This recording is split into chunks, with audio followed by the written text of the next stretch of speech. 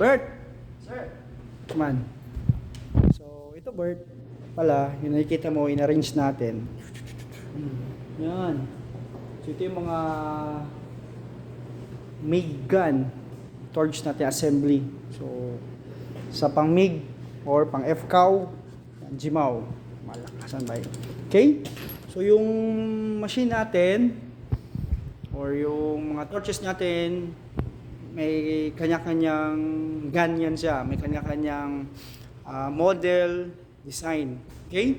So, may capacity, yung mga guns rin natin, yung mga MIG gun, hindi gun yung torches natin, or gun ng mga welding machine natin. Diyan kasi lalabas yung wire, yung consumables natin para maka-welding tayo. Okay?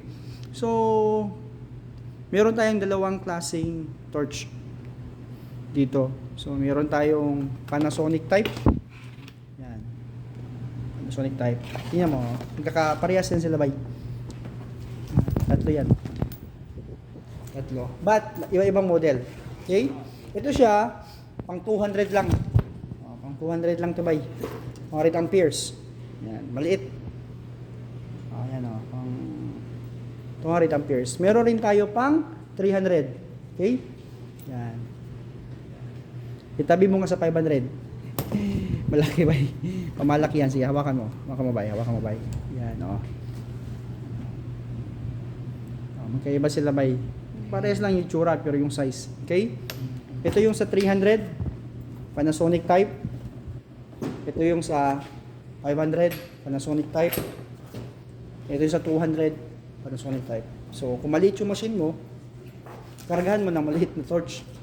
Pang yung moderate to heavy, lagyan mo ng ganito. Okay? Pang heavy talaga, lagyan mo ng 500. Okay? Okay, next is the Euro Connect. Euro. Yan o. Yan o. So, same rin doon kay Panasonic. So, meron tayong maliit. Yan. Kasi, malaki. Yan. Sige. Yan sila. Di ba, guys? So, merong pang 200 capacity, merong pang 300 capacity, then merong pang 500 capacity. Yan. So, iba-iba yung kanyang consumables. Yan. Yan. Iba-iba. Okay? Iba-iba rin sa kabila. Okay? Nakadepende yan sa unit ng machine niyo, nakadepende rin sa amperes or ng nature ng trabaho.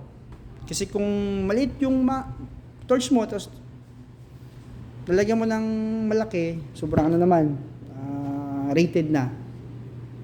Tapos, malaki yung trabaho mo naman, nilagyan mo ng maliit kasi comfortable daw, kasi magaan. Sisirain niya bay, kasi doon sa amperahe. May capacity kasi yan nakaka-capacity bay. Okay? Nakaka-capacity. Okay? Yan. So, available tayo nito guys. Okay? So, pang semi-automatic weld to siya or GMAW, FCOW sa baba. May mga machine tayo dyan. Okay? So, iba-iba bay. So, mag-explain kayo sa client na to. So, kung maghahanap siya ng unit, dapat alam nyo rin yung malalaman nyo yung hindi, yung capacity and the connection. Okay?